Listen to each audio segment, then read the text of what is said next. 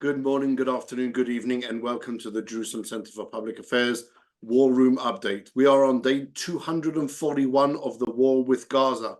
That means 241 days where 125 hostages have been held languishing in the tunnels built by the genocidal, homicidal terrorists in Gaza that were abducted on the 7th of October. It means 241 days of fighting with these terrorists in order to make sure that they no longer pose a threat to the Jewish people and to the Jewish homeland.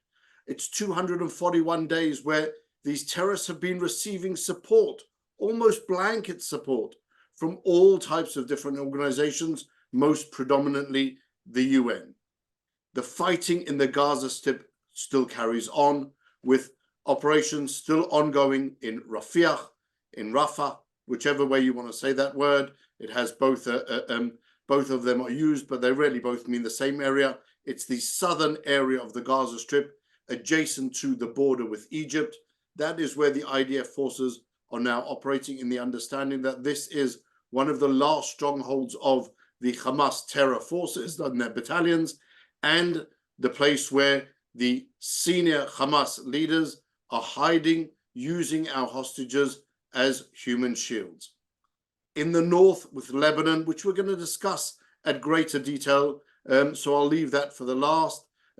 We can move on to the area to the northeast, Syria. The Iranian militias continue operating in that area.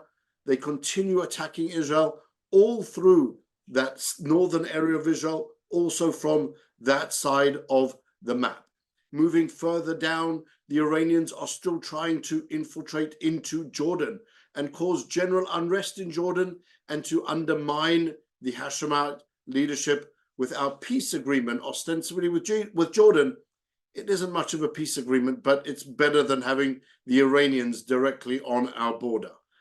As we move further south, the Houthis in Yemen are continuing on, both blocking, impeding the freedom of navigation through the passes coming up to the Red Sea and up to the Suez Canal, and they are still firing rockets and missiles at Israel. Just this morning, air raid sirens going off in Israel's southern city of Eilat as the security forces and our defense mechanisms shot down a number of missiles that had been sent our way.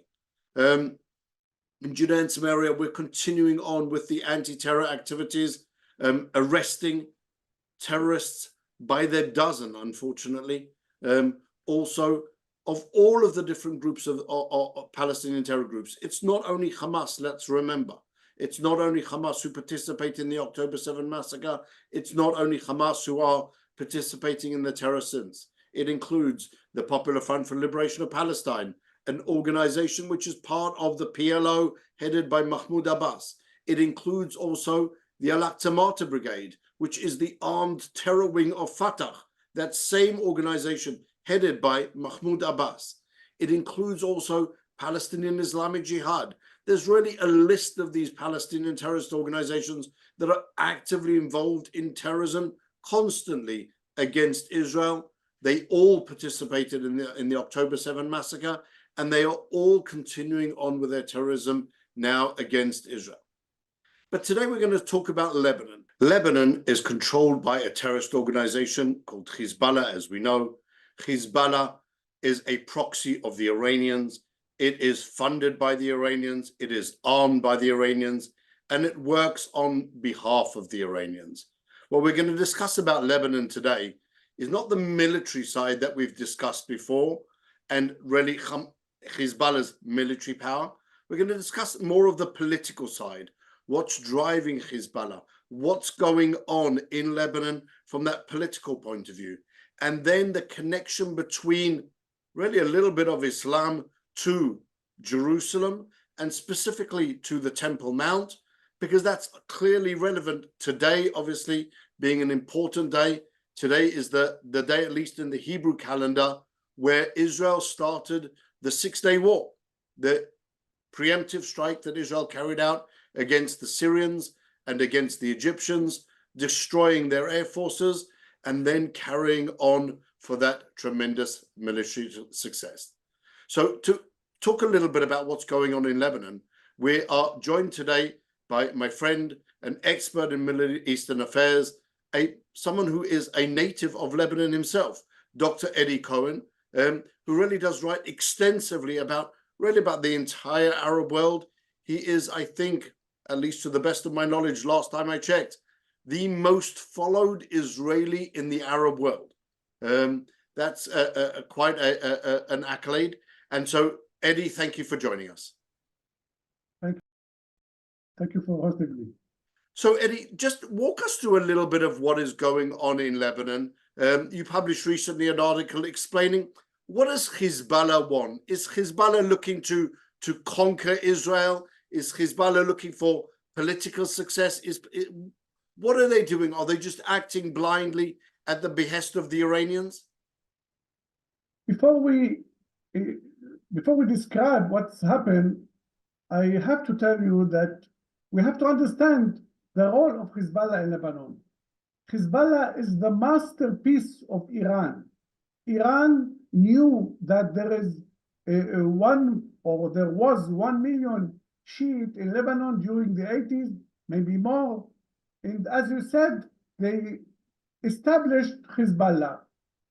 They give them money, technology, and arms. Hezbollah, Nasrallah, the chief of Hezbollah, can never be the president of Lebanon because of the French Republic Lebanese during Sykes-Picot. They created during the French created Lebanon, and according to the Lebanese law, the president of Lebanon must be a Christian Maronite. So Nasrallah, he has a lot of political ambitions, but he can never run for the president because the law prohibits him. So what Nasrallah said, okay, I accept the Lebanese rule, the Lebanese game, but I will dominate Lebanon with my militia. This is what happened. In 75, the civil war began, as you know, in Lebanon. It ended in 91. All the militias, except Hezbollah, gave their weapons to the Lebanese army. Why except Hezbollah? Because Hezbollah said, I am mukawama. I am resistance. I want to resist against the Zionists, against the Israeli enemy. That's how Hezbollah won the game. All the other militias, there were dozens, Druzi militias, Christians, also Shiite, Sunnite, there were dozens. We all know the different fractions in Lebanon, the bloody civil war. So all these militias gave their weapons to the Lebanese army except Hezbollah. So Hezbollah is dominating the Lebanese arena by weapons, by force. Okay, how Hezbollah can, la raison d'être, how he can justify his existence? He always said during the past year, I am resistance, I am mukawama, I am against the Israelis' enemy. So now, in 7 October, the war began. Nasrallah has no choice. He has to defend the Palestinian people because he promised them during 20 years, I am resistant, I want to defeat the Israeli army, I want to pray in Al-Aqsa. He said so many nonsense and lies. The Lebanese people knows well that Hezbollah is Iranian tool and his existence is to dominate Lebanon. So what happens now in Lebanon? In October 22, 1 year and a half, the presidency of the last president, Michel Aoun, ended. And now the 128 parliament, Lebanese parliament, cannot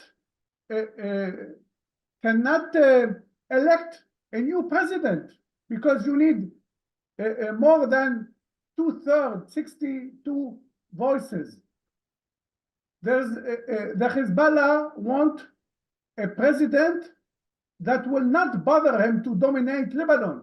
That's why there's no majority for a new president. So Lebanon now is without a president.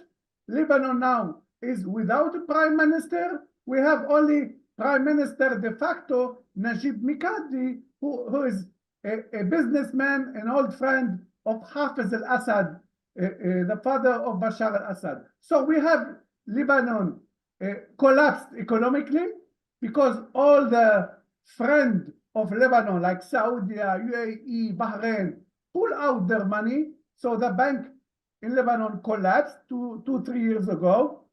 And we have no political elections, no elections. And we have Hezbollah military dominating Lebanon. This is briefly what happens now in Lebanon. And that's amazing to hear, Eddie.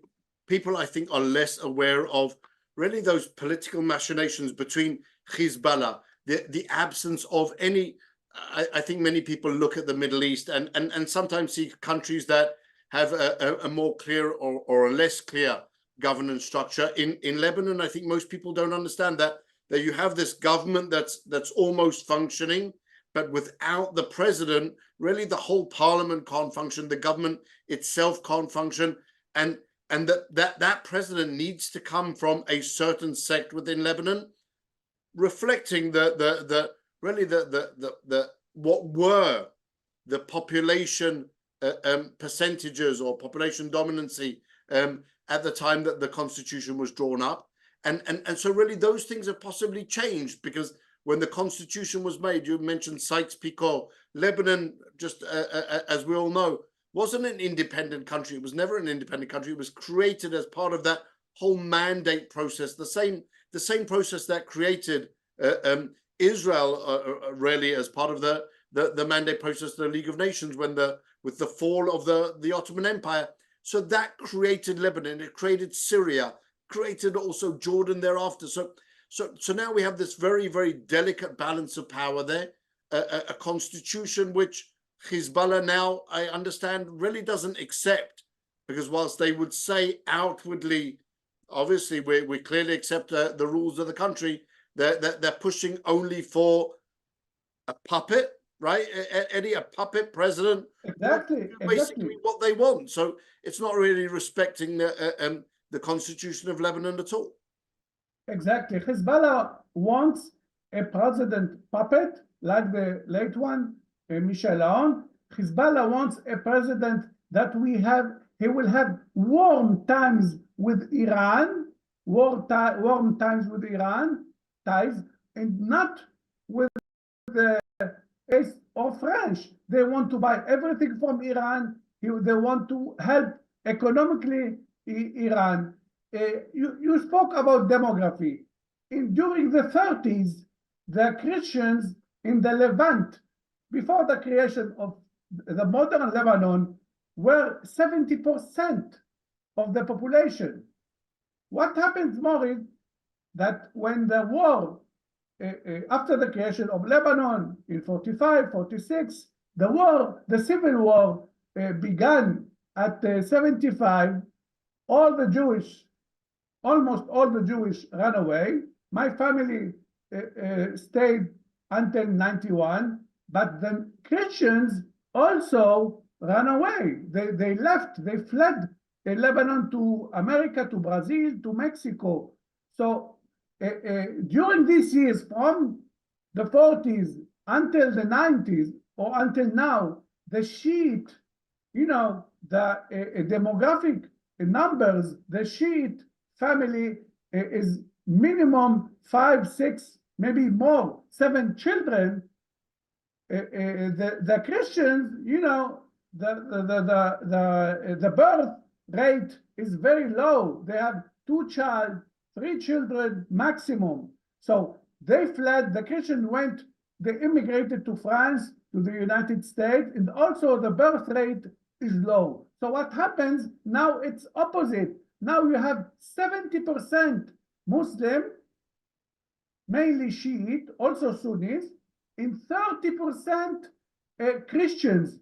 So you have the Christians, they are weak politically, they are weak military, because as we said, they gave their arms and munitions during the end of the civil war, and now the Christians are weak.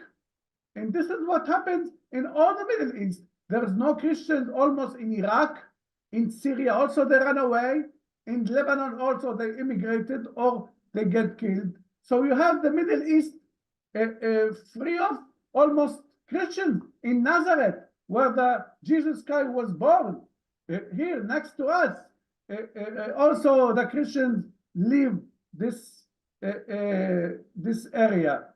So the Hezbollah is dominating Lebanon by the force, by military.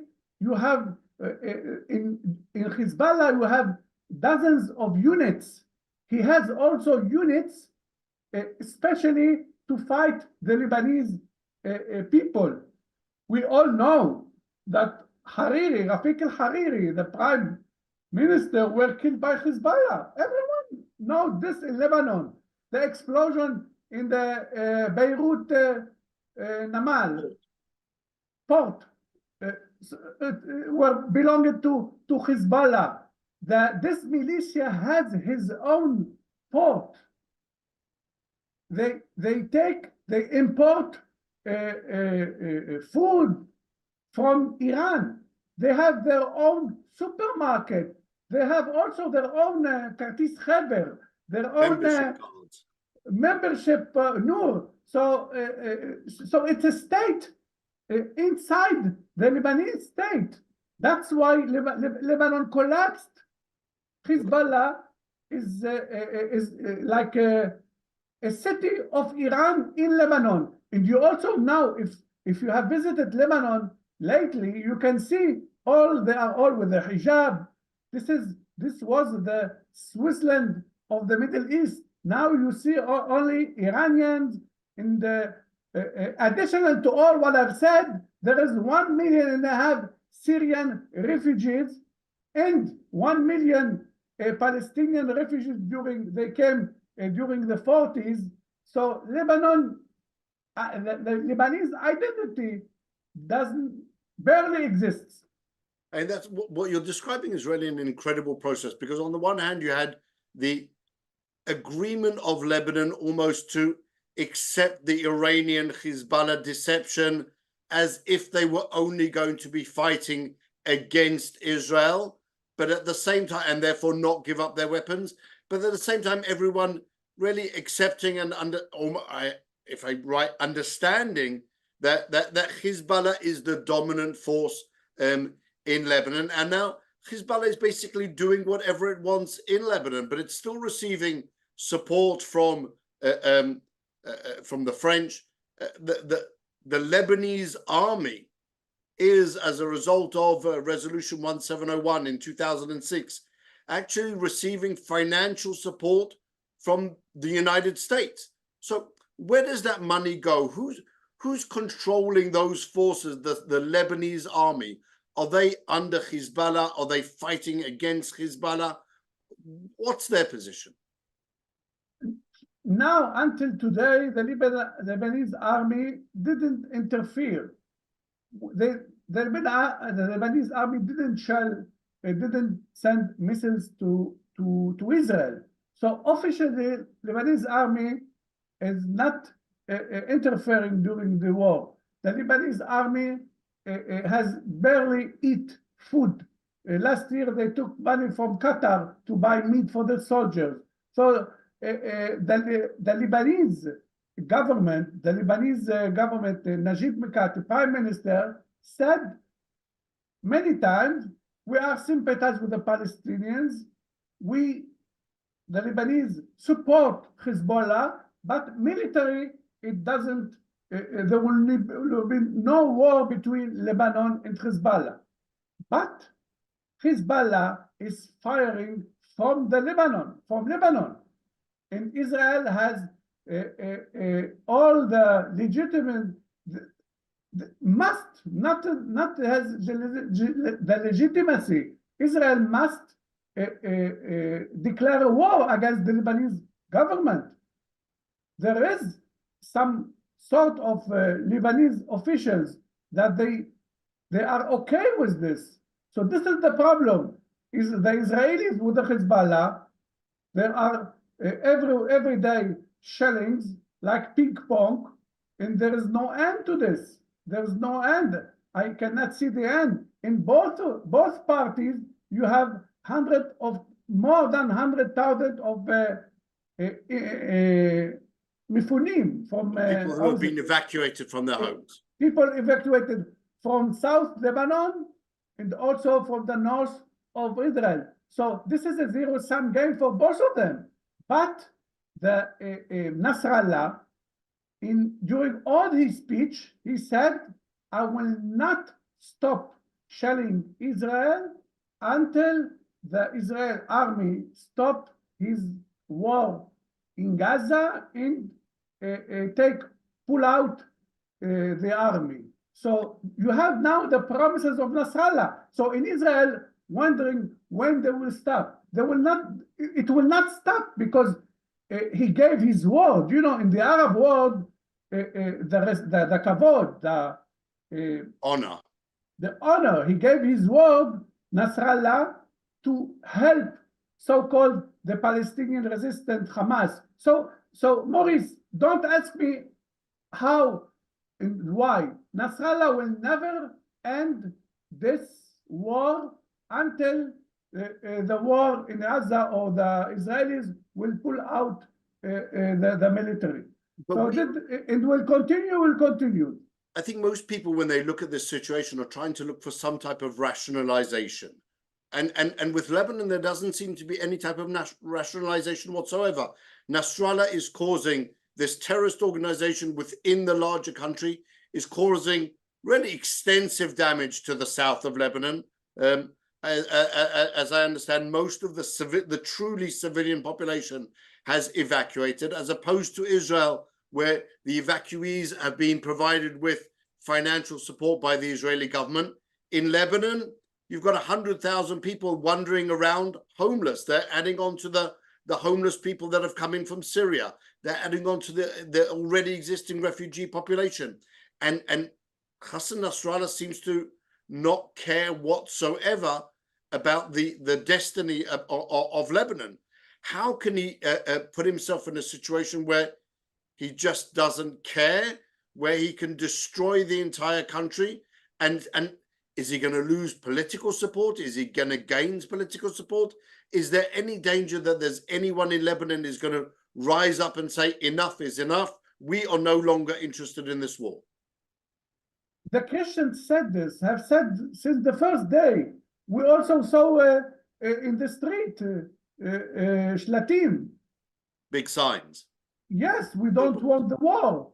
The opposition, Samir Jaja, the Lebanese forces, the Kataib, Falango, they don't want the war. No one wants the war. But I don't agree with you, what you've said, that Nasrallah don't care about the Lebanese people. He cares. He cares so much. That's why he will not open a war with Israel. We don't have, it doesn't exist, the war like we used to see it in 2006. You agree with me? There is no war. The war is limited. I think that's very much an Israeli decision not to expand the response and to really maintain that whole warlike situation on a relatively low burner, limited to predominantly to the south of Lebanon, with operations being carried out a little bit further. But if Israel were to decide to respond at a more really in a very much more extensive way, to suddenly start saying, you know what, let's put aside what I possibly erroneously said before. We're not at war with Hezbollah, as you correctly said, Eddie. We are at war. Israel is at war with Lebanon, the country, and therefore Lebanon must be the target of our response, and everything that entails. Just a few years ago, Israeli Prime Minister Netanyahu presented to the world images of where Hezbollah had hidden its long-range missile capabilities in Beirut itself. All of those are legitimate military targets, and really the price that could be taken from Lebanon for that war, for those war activities, could be tremendous. Really, sending Lebanon, as some of the Israeli politicians have mentioned, sending Lebanon, similar to Gaza, back to the Stone Age. Surely Nasrallah must understand that he's playing with fire. Maurice, this is the problem. The Israelis always are threatening. I heard personally dozens of times Prime Minister Gallant saying this sentence: we shall. Defense Minister Gallant. He would like to be Prime Minister, but he's not yet. Minister of Defense Gallant, he's only threatening. So I think it's a mistake that Israel did not expand the war, because the Hezbollah doesn't want to expand the war. That's why then the Christian and the opposition will make pressure on him. The South Lebanon, okay, it's 90% Shiite, so he can sacrifice the south of Lebanon for the so-called Palestinian cause. Okay, this is your land, do whatever you want. But when the Israeli missiles will fall in Beirut, in Casino du Liban, in Bekfaya, in Faraya, where the Christians live, it will begin to harm the Lebanese people. For example, if I was the Prime Minister, I would order to destroy the Lebanese Ministry of Defense in Fayyadiyeh, or the Armon, the castle of the presidency. It's the president. There's no president. It's an empty building. Empty building. So there are many targets. This is the problem. Nasrallah want a limit war to say, first of all, I am resistance. Second, I am sympathize with the Palestinians, and as I promised, I will continue. So this is the interest of Nasrallah to stay like this, like ping pong. I think Israel must retaliate and expand to Beirut this war. This is my opinion. It seems at the moment that Israel is really playing into that Hezbollah narrative, into Nasrallah's narrative, that will keep this war as a tit for tat, local on the northern border, and while all at the same time Nasrallah is expanding his activities further and further and further into Israel. For those who saw the pictures yesterday, rockets falling in Nahariya with direct hits in Katsrin. We've seen massive barrages of rockets being fired.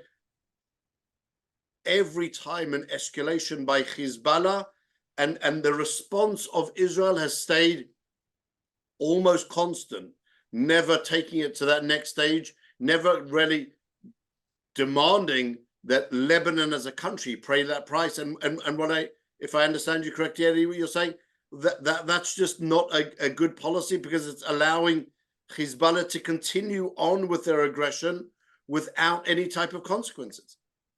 Yes, not only this. You have said it, and I've heard it 20 times this year. If Hezbollah will shell, Israel will find Lebanon as responsible. So it is the time. Lebanon is responsible. Do it. You threatened, and you promised to bring Lebanon to to the Stone Age. To the Stone Age. So do it. Make it. We are in the Middle East. First of all, we make the war, then we make peace. Or, 2006, we had 33 days of war, and then 601, the UN resolution. First, we make the war, and then diplomatic or political resolutions or solution to the problem. That's what we seem to. That's what we seem to be missing with the Palestinians. That first we have to win the war, and only then can we actually discuss any type of political settlement. Because without a clear win, that's just never going to happen with them. Of course. You said that, as you said yesterday, we saw that the Nasrallah is expanding a little bit the war. Is this related to the fact that we are doing a good job in Rafah? So maybe there is a connection. We shall see, wait and see. Maybe we are winning, I hope, in Rafah. The last Hamas the last Hamas stronghold in Rafah will actually be destroyed and dismantled. That's definitely, I think, the goal. And then to start moving back also and focusing a little bit more on Lebanon. And that's something obviously that I think we need to get to understand. If we understand what's driving Hezbollah, then we can also understand how possibly better to respond. But it would seem that without a clear response against Lebanon as a country for Hezbollah's aggression, nothing will ever change there. But the question is, Eddie, if our goal is not to destroy Hezbollah, which would be in Lebanon even more difficult than it is to destroy Hamas in Gaza, what would be the next step? We've attacked Lebanon. We've demanded that they pay the price. We've taken that almost that liter of flesh, and then what? The Christians will still be the minority. Iran and Nasrallah will continue dominating. Is there any hope for Lebanon? From my point of view, Lebanon must be divided. The Islamic Republic of Lebanon, on the other hand, the Christian Republic of Lebanon, because both sides cannot live together. I spoke with many Christians, I spoke with many Shiite lately, Lebanese people. They cannot live together. A Lebanese Christian cannot live in the same building with the Lebanese Shiite. They are so different. Apropos the war, look, it's very hard to fight and to destroy a militia. You know, the Americans lost the war during the Vietnam. So that's, once again, we have another reason why we must fight Lebanon, why we must target the Lebanese. How we can shoot when you have a Hezbollah with his missiles in a building. It's almost impossible to hit it. But when you have a war with against the Lebanese interests, this is a war. Hezbollah will shell missiles to the Israeli electricity, Israeli ports, Israeli airport. So why not the Israelis will not make the same thing? Lebanon, it's not Gaza. The Lebanese have a lot to lose. They have a beautiful country, and they don't want to see it like Gaza. When the Israelis says we will fight Lebanon, how we say, shoot, don't talk. And now Nasrallah is very, how we say, he accepted the situation, like ping pong with Israel. It would seem that Lebanon is in quite a precarious situation, that as long as Hezbollah continues to exist there will be, I think, very little political outlook for Lebanon, the ability to invest there in a bankrupt country that's war-torn and will continue to be war-torn. What's amazing is that everyone comes up with these claims against Israel of how we have imposed ourselves on the local Christian population. Israel is the only country in the Middle East where the Christian population is actually growing, as opposed to any other country in the Middle East. And so it's amazing that those claims are brought against us. And so that really brings us, Eddie, as we get close to wrapping up the program, a few words on the Temple Mount, on the Hamas called the massacre of October 7, the Al-Aqsa flood, the Al-Aqsa mosque. And on the weekend, I read from Nadav Shogai, who mentioned you in an article that he wrote, saying that you had been exposed to a very old Islamic document written already in the 800s, 850s, 60s, 70s, written by a very dominant Islamic thinker, Muhammad al-Jarir al-Tabri, and already then there was a recognition that the Al-Aqsa Mosque is built on the site of Solomon's temple, but this is something which now the modern day Hamas, even the Palestinian Authority, denies Israel's connection, denies the Jewish connection to the Temple Mount. How are they capable of denying not our history necessarily, but their own history, their own historical documents, their own Islamic documents, which prove the connection between the Temple Mount and what now they've built on the Temple Mount, the Al-Aqsa Mosque and the Dome of the Rock? Well, they don't deny it. They just don't say it, or they don't publish it. For example, in the Quran, there are many verses that says the Eretz Israel for the Jewish in the Quran. So, but you don't hear the Muslim scholars say it. In YouTube, there are millions of Jewish haters. You see that the Jews are the sons of the pigs, demonization the Jewish. But things like this, good things for the Jewish, you don't hear it. You just don't hear it. They are not denying. They don't deny it. They don't say it. They don't admit it. They don't publish it. Al-Tabari said, I promise you the next time we'll make a Zoom, I will bring the translation in English. But now I can tell you that he described the temple. He said, he admitted that Solomon built it, and he described it in beautiful words. There are golds, in the diamonds, in the zakut, many sort of diamond also.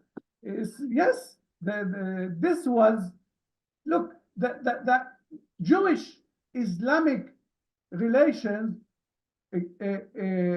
before the problem of Palestine, before the coming of the Mufti Amin al-Husseini during the 1920s, there was no hate between the Jews and the Muslims. They are our cousins. When the Mufti came, everything has changed. Al-Husseini, that same friend of Hitler who eventually ran away from the area and found refuge in Berlin. That's where you can say that's where the change happened.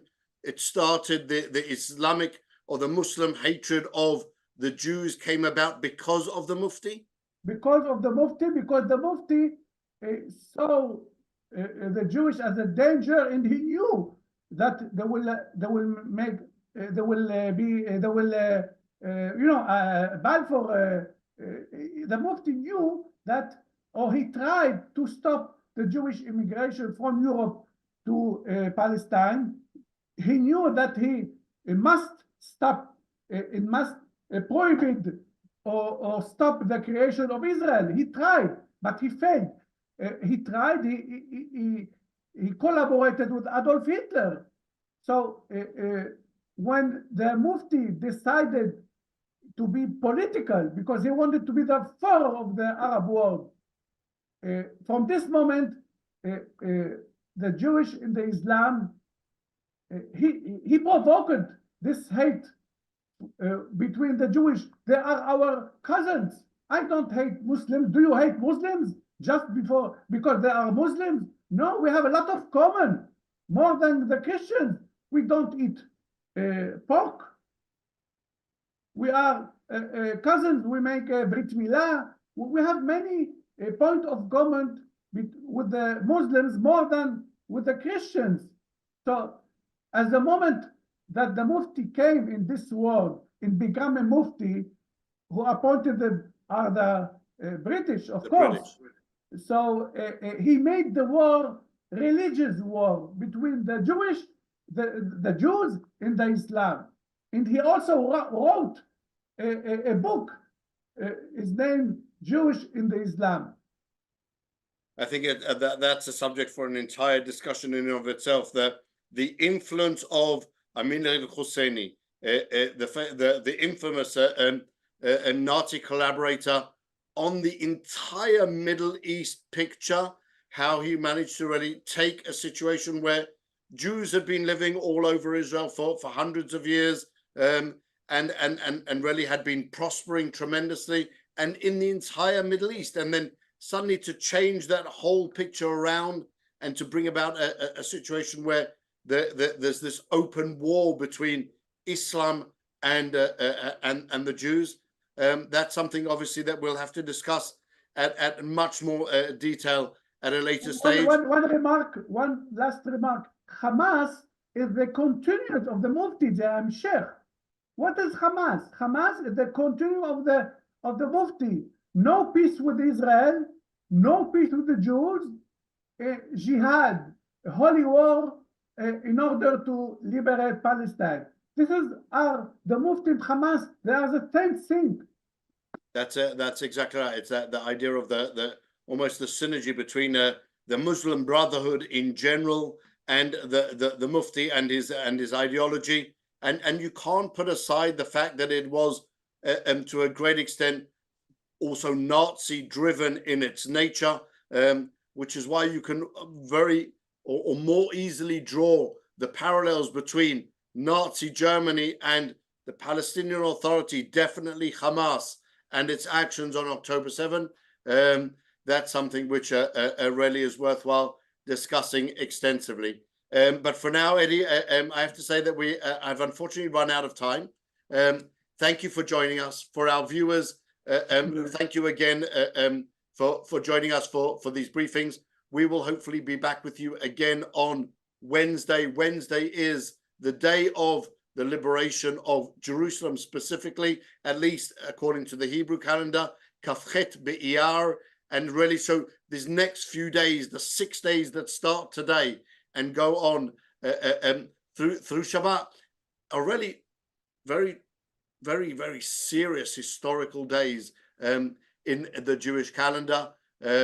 Jerusalem, obviously enjoying its reunification in 1967, really an intrinsic part of happening constantly. What Jerusalem or what part Jerusalem plays in this wider picture is obviously one of the most fundamental discussions that need to be held on any type of discussion when you consider the Middle East, and definitely the Middle East and Jewish and Muslim relations.